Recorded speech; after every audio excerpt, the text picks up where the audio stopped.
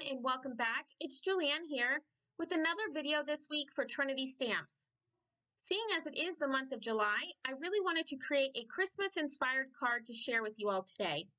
So for my card today, I used the Mouse House stamp and coordinating die set, the Marshmallow Alphabet dies, and my favorite Slimline series die set, the card panels and windows. So let's just jump right in. To start out my card, I knew I wanted to use the cute little mice that can be found in the Mouse House stamp set, so I decided to make my background look as though it was this giant piece of cheese. To achieve that look, I'm going to be using the largest die that can be found in the card panels and windows die set to die cut out a piece of yellow colored cardstock, and I also did trim down an additional piece of that same yellow cardstock to the same size as my background panel in order to make that the background to my cheese. Once I had both of those panels done, I'm then going to be using some circle dies that I had in my craft room. Any circle dies that you have will work for this as well. And I arranged them throughout my background panel, adding a few of them at a time, and then running them through my die cutting machine. Now you can definitely see here how it's all starting to look like that giant piece of cheese I'm going for. So I'm just going to continue to arrange those circle dies until I'm happy with my background. So I'm just going to run those last few circle dies through my die cutting machine in order to finish adding all the holes that I wanted in my cheese. And then the next step was to add some shading to my background. And for that, I'm going to be doing some ink blending using some Distress Oxide inks. I'm going to be using the colors Mustard Seed as well as Wild Honey today. And I'm going to be starting out with my Mustard Seed, ink blending around the outside edges as well as the edges surrounding each of those circles. And I did want to mention that it is really hard to see the difference in the color on camera, but in person it really was making my background darker, at least I thought it was. But I think if I did this card again, I would definitely use different Distress Oxide ink colors, maybe some dried marigold or even maybe some carved pumpkin would look really nice. Once I had all of that mustard seed done, I then came in with my Wild Honey, ink blending in the same area. And for all of my ink blending today, I am using my Trinity Stamps blending brushes.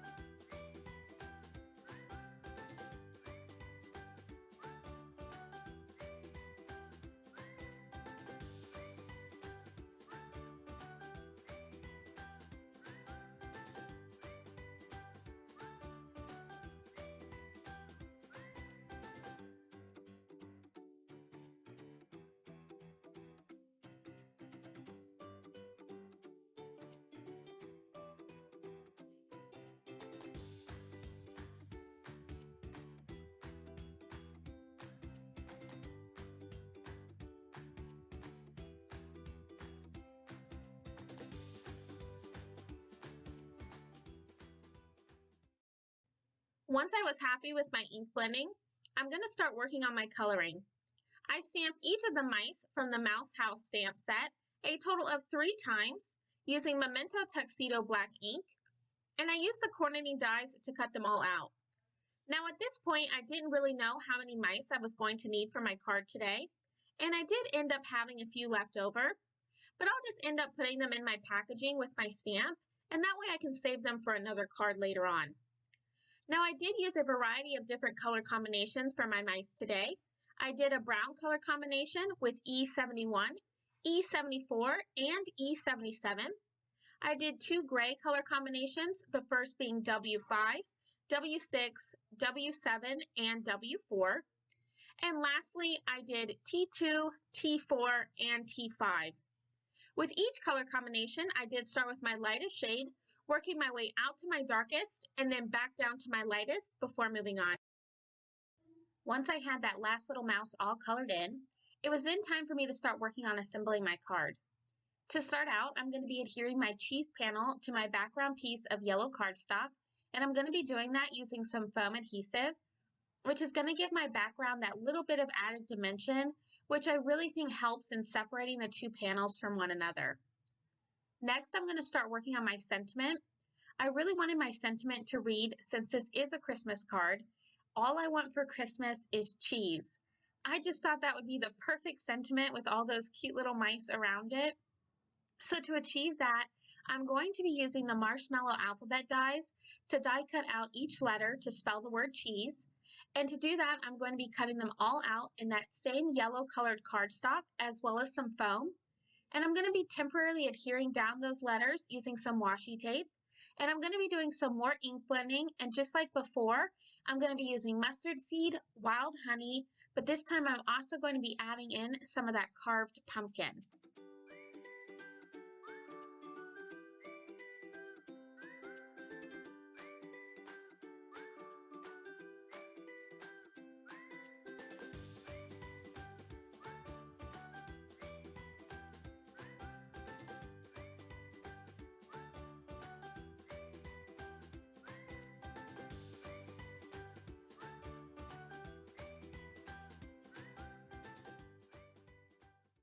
Now with all of my ink blending complete, I'm going to be adhering both my ink blended letters as well as my foam letters together using some liquid adhesive.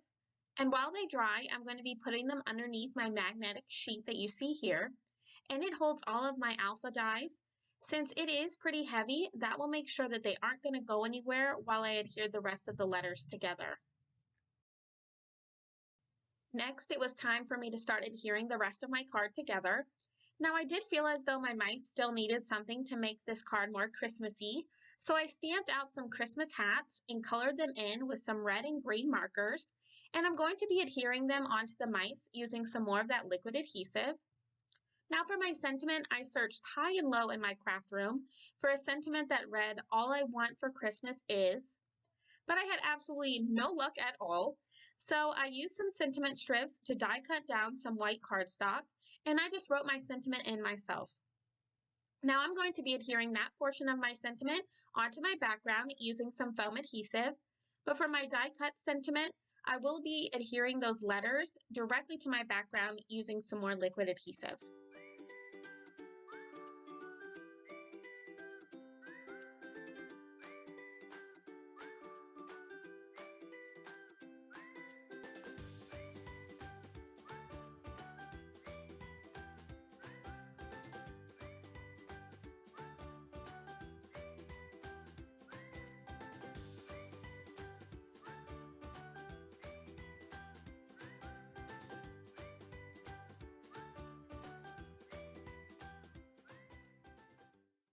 Finally, to add even more texture to my cheese background, I'm going to be adding in some Nuvo drops today instead of adding sequins like I normally do. I'm going to be using the colors English Mustard as well as Dandelion Yellow, adding the two different colors of Nuvo drops throughout my background. Now what I like to do to make sure that I don't have any air bubbles when doing my drops is I have a little piece of scrap paper off to the side that you can see here, and I'll do a few test drops on there before actually bringing it to my card.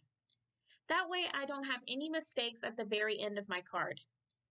Once I've added in a bunch of those Nuvo drops, I'm then going to wait for them to dry, which really doesn't take that long. And then I'm going to adhere my card to a black card base, and that's going to complete my card for today. I want to thank you all so much for stopping by and spending some time with me. I truly do appreciate it.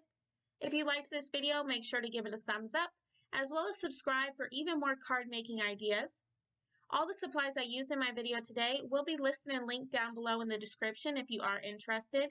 And as always, I hope you have a wonderful day and happy crafting!